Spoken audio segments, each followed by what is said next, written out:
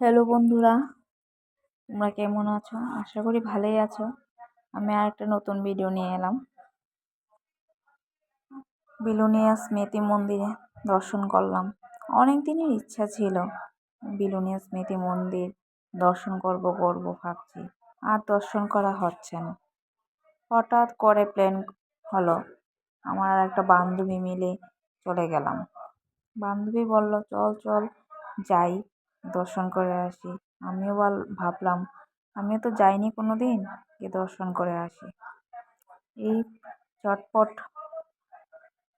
চিন্তা ভাবনা করে ট্রেন করে চলে গেলাম বিলোনিয়া স্মৃতি মন্দির।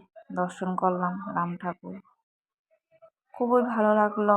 খুব ঠান্ডা মস্তিষ্কের জায়গা এটা, খুবই ভালো লাগলো। ভাবছিলাম থেকেই যাই, কিন্তু থাকতে তো পারবো না, এত ভালো লাগলো। রাম ঠাকুর দর্শন করলাম, তোমাদের সাথেও শেয়ার করলাম। তোমাদের কেমন লাগলো একটু জানিও। আমার তো খুব ভালো লেগেছে। আমারও খুব মনের ইচ্ছা ছিল যাওয়ার, ইচ্ছাটা পূরণ হয়ে গেল।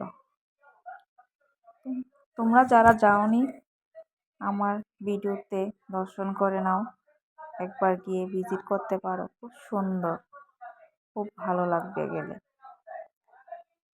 অল্প কতই শেয়ার করলাম তোমাদের সাথে। তোমাদের কেমন লাগলো একটু জানিও। লাইক কমেন্ট শেয়ার করে দিও। এতটুকুই, কয়েকটা ছবিও দিলাম, দেখেন, শেয়ার করো।